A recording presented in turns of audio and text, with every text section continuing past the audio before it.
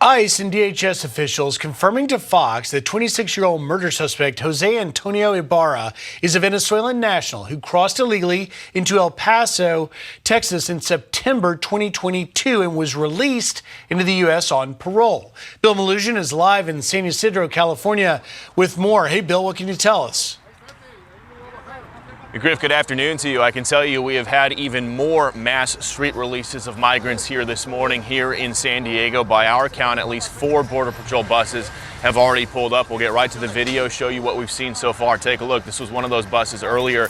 Mass releasing predominantly single adults from really all around the world. We've talked to people from China, from the Middle East, Afghanistan, Mauritania, Africa, Peru, you name it. We have probably heard it. We had more than 400 releases yesterday. We're told they expect more than 400 more today. Here's what some of the folks told us yesterday. Take a listen.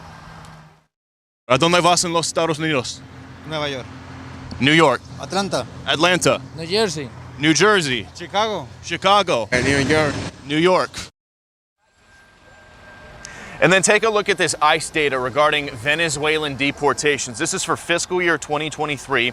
There were about 335,000 Venezuelans encountered at the border, but only 834 were deported. That is because Venezuela is an uncooperative country. It largely refuses to take its own citizens back. Same issue with Chinese nationals. Take a look at the second graphic here.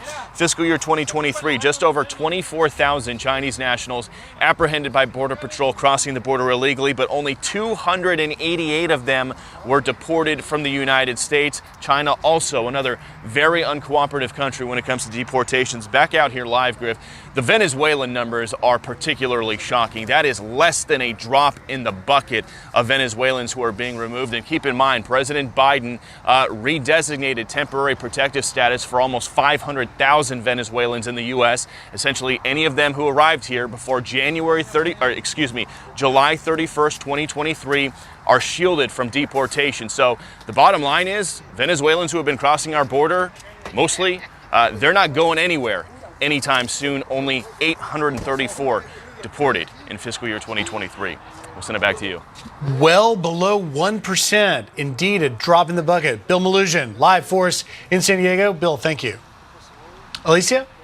And Griff, the NYPD is searching for several suspects in the stabbing of a 17-year-old Nicaraguan migrant in Times Square earlier this week. 7 people were already arrested, but police are looking for 16 others that may have been involved. The attack occurred outside of a building being used as a migrant shelter, the same location where a group of migrants attacked 2 different officers last month.